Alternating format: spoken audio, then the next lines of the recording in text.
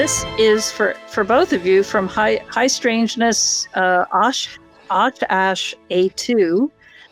Does the stigma associated with this topic present as a significant barrier to your work?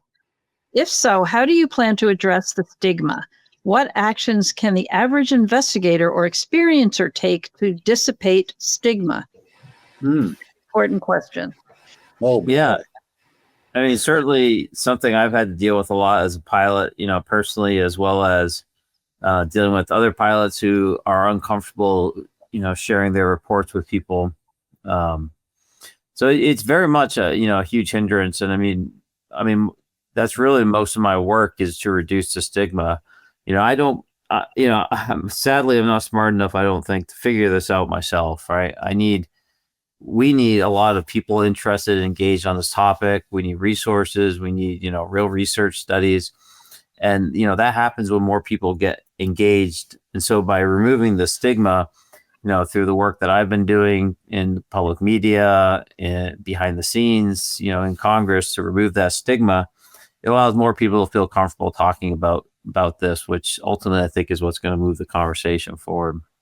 Okay, I'll jump in here as well. I must say that after working with NASA and lying low, keeping a low profile on this personal hobby of mine, I found that the great majority of my colleagues there were very open-minded and not threatened by it whatsoever.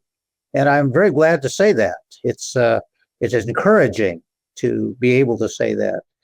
And before I retired, some years ago now, I held about a once a month open house during our lunch hour. It wasn't on office hours, in order to discuss this subject in some depth, to understand what was going on. We would take one case and evaluate it very thoroughly from different points of view. The guys and gals in the room represented a lot of different specialties, if you will, technology and engineering, physics and human factors and so forth.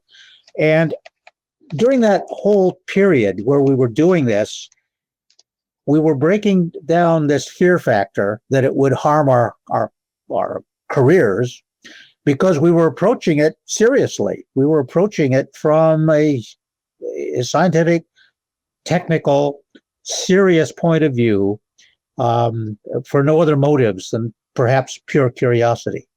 So I just share that as a practical encouragement for those viewers who may have a similar situation and want to start up their own groups to begin to explore this phenomenon. You can make a contribution.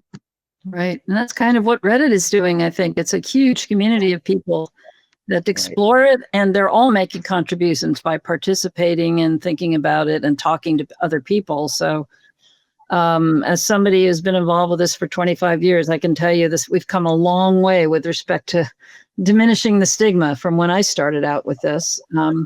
And Ryan is a big part of why that's happened.